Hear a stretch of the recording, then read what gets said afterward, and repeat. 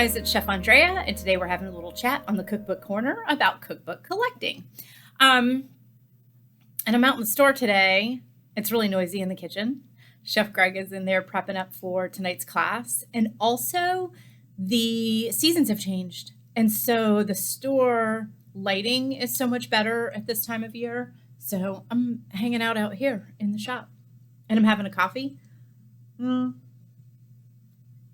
This coffee is technically a cold brew, but I just added hot water to it instead of cold water.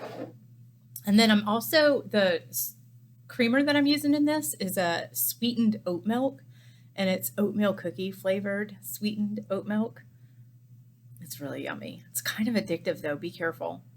It says that it has just regular cane sugar. I won't do anything with high fructose corn syrup. That is just throws me for a loop.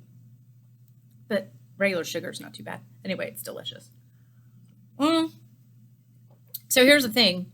I have a speaking engagement coming up with the Friends of the Library in our community.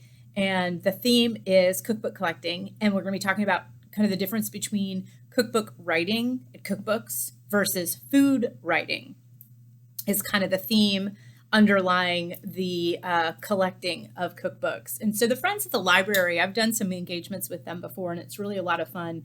The people receive me very well, and they're a really warm group to go spend time with. And I love that we get to talk about cookbook collecting, because as you well know from Cookbook Corner, it's a big part of my life. But the concept of the two styles of writing, true cookbook writing and production versus food writing. So I'll talk more about that through these podcasts. If you're interested in that, all you need to do is just throw a comment down below that says, yep, Chef, we'd love to hear a little bit about those differences. But what I'm going to share with you guys today is not a cookbook specifically, but a little bit about cookbook collecting and what that looks like for me. And I'd love to hear, if you are a collector of cookbooks, what it looks like to you. So I think one of the obvious things about that we're all guessing with me is that I'm a cookbook collector because I'm a cook. Right? So one of the reasons that I ended up with so many cookbooks in my collection is because of my career. And I suppose that that's partially true, but if I'm perfectly honest with you, my cookbook collection began 18 years before I went to culinary school, something like that. I mean, really, I collected cookbooks and read them cover to cover like novels from the time that I was about 20 years old. And I didn't go to culinary school until I was 30, 31, something like that. And so I still remember the first cookbook that I bought kind of, I was 19 and I was at a mall, because that's what you did. I was at the mall, probably buying some jeans at the Gap. And I walked into a bookstore. What was the bookstore then? Was it Walden Books? I think it was Walden Books is what it was called. And I bought a cookbook. And that may not seem all that remarkable, but at the time, my idea of dinner did not involve looking at lists of ingredients and then grocery shopping and then chopping and prepping and then cooking. My idea of dinner, well, it was simpler. I can tell you that. It probably involved a microwave or a can opener. So a cookbook was kind of a revolutionary concept for me. But I bought this cookbook. I'm pretty sure it was a book about Middle Eastern cuisine and spicy foods and the different levels of heat. And it was just interesting to read about. And around the same time, Martha Stewart Living magazine just kind of took off like a shot. And that magazine was basically a cookbook, wasn't it? I mean, remember the recipe section, but it was more than just recipes, wasn't it? There were whole spreads on putting together a Mediterranean feast or an al fresco luncheon. You know what I'm saying? Like that kind of idea where you could see these gorgeous photos of everything. And then in the back, there would be recipes to go with it. Of course, her show was starting to air at that time. And so there was always, her gorgeous cooking sections on the show. And it was really about 2 years after that, maybe 18 months, that the first Food Network channel appeared on my cable system in Jacksonville, Florida. And kaboom, all of a sudden I had cooking shows in front of me. And so I just sort of got really immersed really quickly into kind of learning about food, watching food, reading about food as a hobby. And through that, I started collecting cookbooks. So, you know, did my collection get a little out of hand in part because I'm a professional cook? Absolutely. And I definitely have books here that are part of my teaching program here or part of my culinary education, like when I went to culinary school, that aren't ones I necessarily refer to day to day. You know, here's a good example. Anybody who's been to culinary school knows about professional baking. And this one's the 3rd edition. That kind of ages me because that's a cookbook / textbook that's very outdated. But the concept of collecting cookbooks for the sake of just reading them and just being engaged by what the chef is offering, certainly if there's amazing photographs or great writing, that just sort of evolved over time for me. And so what I share here in Cookbook Corner are definitely the ones that are, you know, are the top, like the cream rises to the top, the ones that just speak to me above all. But the whole concept of cookbook collecting, I think, is just really engaging and really fun.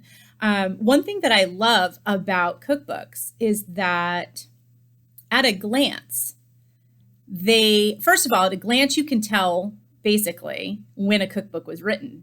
How about that? As we know more and more about food trends and how they evolve and the history of food and the way that we've been eating, the cover of a cookbook can tell me a lot about when it was produced. I'll show you an example. I just went over to my cookbook shelf and back and just grabbed a couple randos that just sort of said what I was trying to say. So complete low-fat cooking. I didn't even have to crack the cover, and I was willing to bet my coffee money that this book was produced sometime in the 1990s.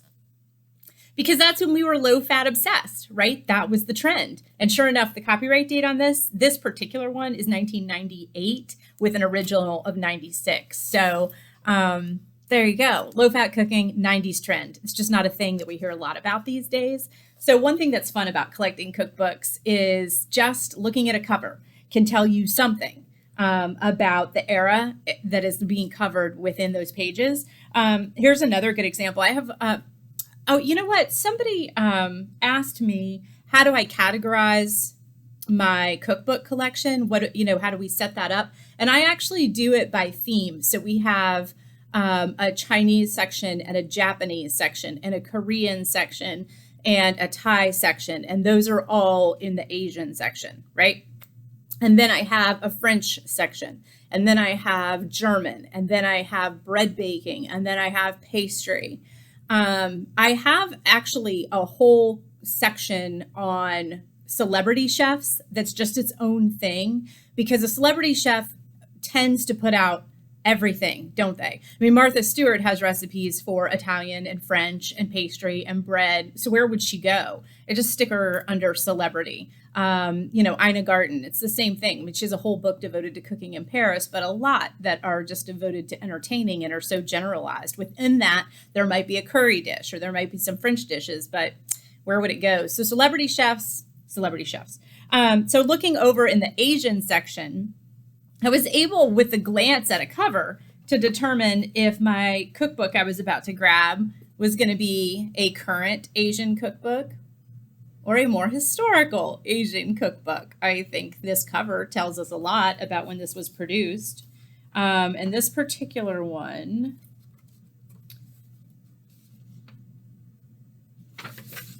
came 1970 is when this one was published. Versus when I grab an Asian cookbook off my cookbook collection shelf that looks like that. Simple Thai food. And we can just tell by the cover art, right?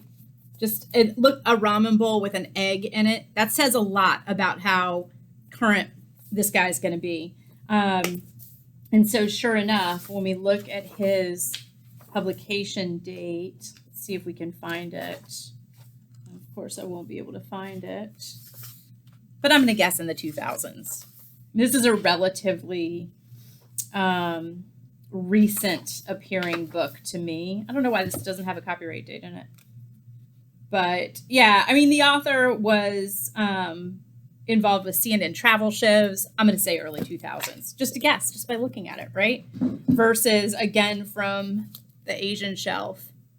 And we can just tell by looking at that. This is going to probably be a book from the 60s, if not earlier.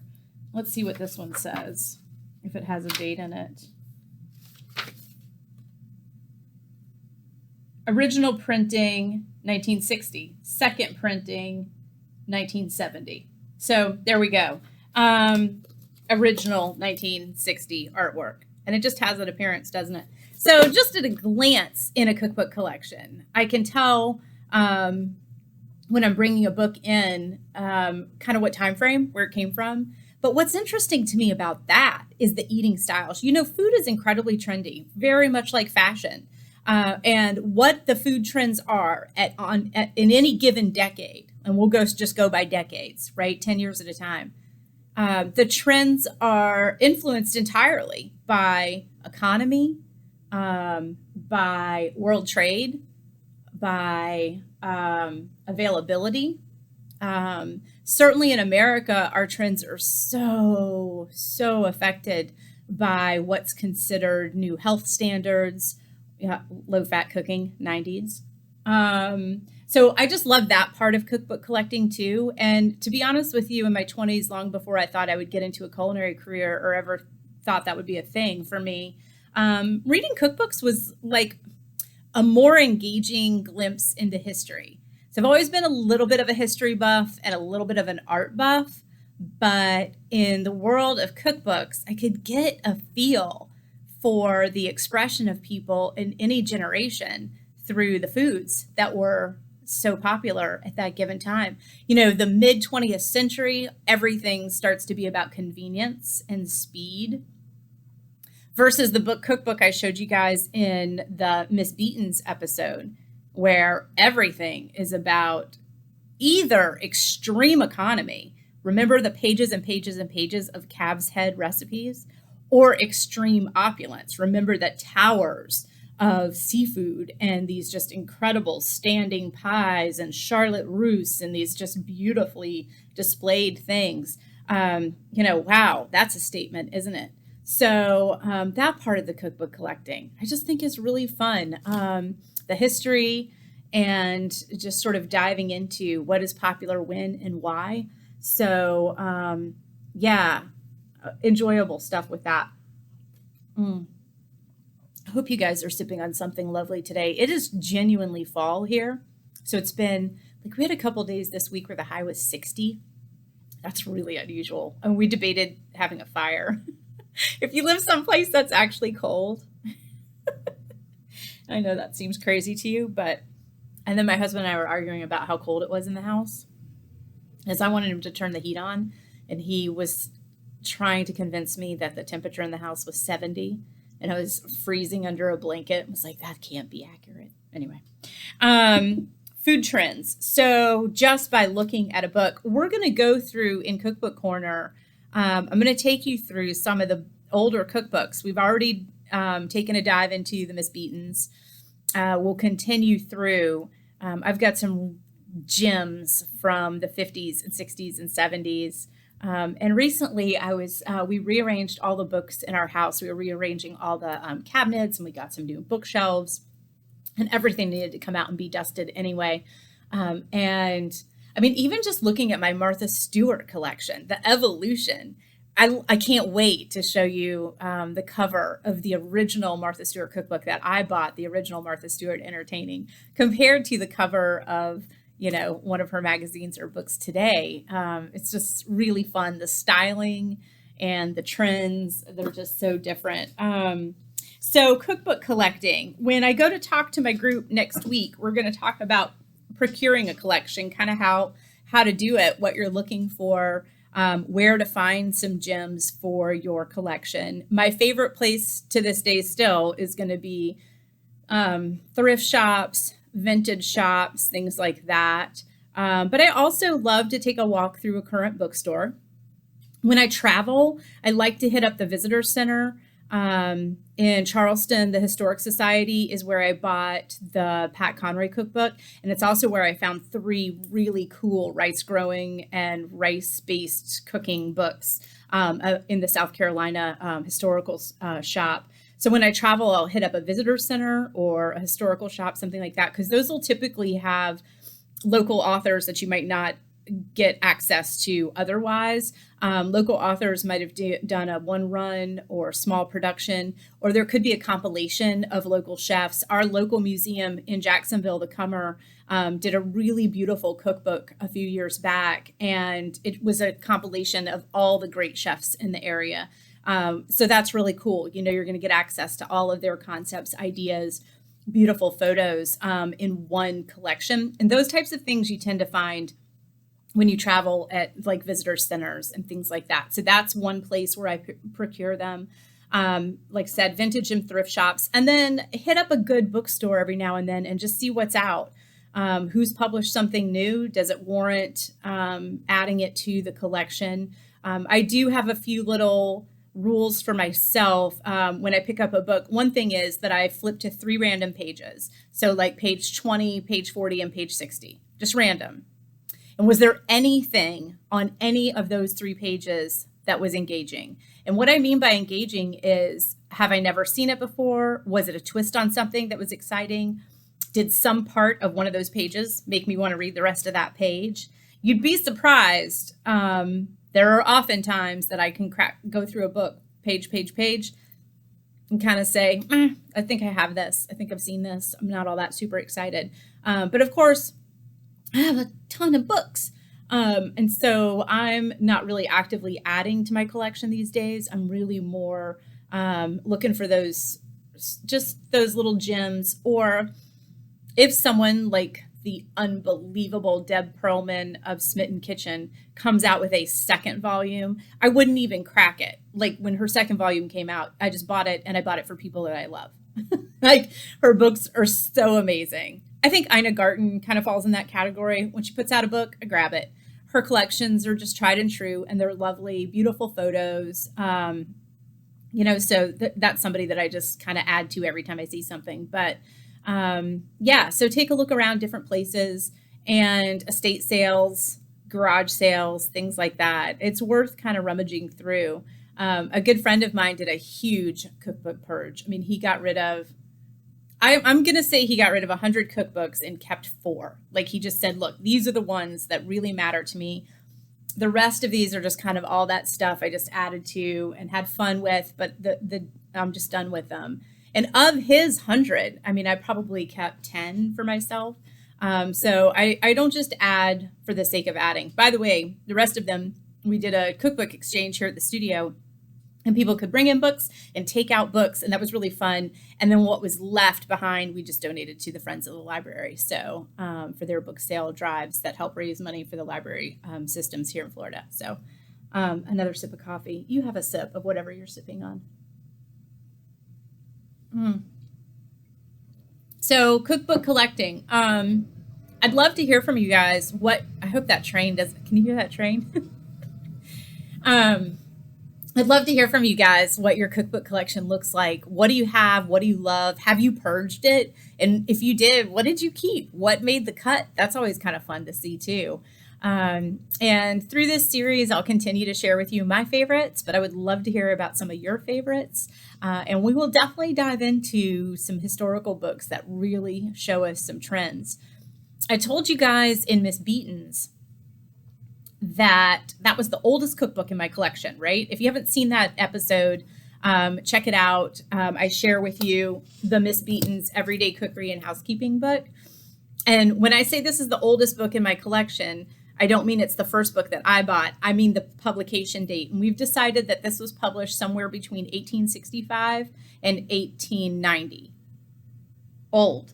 But what's amazing is how we can draw some similarities between the food trends in Miss Beaton's and the food trends of the newest cookbooks in my collection. And by newest, I don't mean the ones that I bought yesterday, but I mean the chefs and the food concepts that to me are the most cutting edge modern that we've got going right now. It is amazing how closely tied some of the theories here are into this new cutting edge stuff. But, like I said, food is trendy, as is fashion. There is no fashion that you're going to see today that is truly, truly new, is it? It's all a reworking of what's already been out there. And food trends do the exact same thing. They're just reworkings of some old concepts and previously tried theories. So I think that's kind of a fun thing to play with too. But again, collecting cookbooks, as I talk to everybody next week, it's an open discussion. So I can't wait to hear from them, what kind of stuff they've got at home, the things that they cherish. And again, when you travel, it's a great way to get some really interesting books into your collection that you might not find at your local bookstore. So I always check for interesting additions while I'm on the road. But check out your local thrift stores and vintage stores. And if you have a small bookstore, go support them and see who they're stocking. It's always interesting to see. And tell me a little bit about your cookbook collection. I'd love to know. So Cookbook Corner will carry on. Next time up, I'm going to be talking about some pretty modern cookbooks. And then I've got some pretty fun sort of mid-20th century books that we've got to go through because they're an absolute hoot. But I also want to share with you a few tried and true within the Cookbook Corner. Some of the stuff I'm showing you, you'll never buy a copy of. I mean, if you find this for sale, it's going to be in the $1,000 range. Well, I don't know that you would buy that. But there are a lot of cookbooks I want to share with you that I think would be nice additions to your own actual collection. Deb Perlman right at the top of that list. And then, of course, like Ina Garten and those sort of champs that just give us such a good foundation, Ruth Reichel, etc. So let me know. I'd love to hear what you're collecting. I'd love to know what's in your collection. And join me next time. We'll be talking about some more modern books and we'll go from there. I hope you guys are having a beautiful fall day. I am. I'm getting really excited about holiday cooking this year. I've noticed that trend. A lot of people seem to already be decorating for Christmas. It's not even Thanksgiving yet. But I think we all just need it, don't we? The last couple of years were weird. And I think we're all just really craving kind of that celebration. And so I'm looking forward to it. Of course, our classes here right now are all so holiday themed. We've already done all of our turkey related cooking classes. So I've already made like Thanksgiving dinner 8 times over. And now we're doing a lot of holiday sides and holiday baking. So I guess it's kind of got my head in that game a little in advance, right? But I'd love to know what you're doing for the holiday stuff too. But I'm going to share with you a few books before we get deep into the holiday season that might be fun ones to have during that time frame. And certainly some maybe project books that would be fun things to consider when you're home, if you've got a little bit of a break around the holidays to have a few days off at home to just cook and be with family. All right, guys, it's another glorious day in Florida. I hope it's a glorious day where you are. And next time on Cookbook Corner, I'll actually have a cookbook for you. How about that? All right, guys, have a delicious day and we'll talk soon.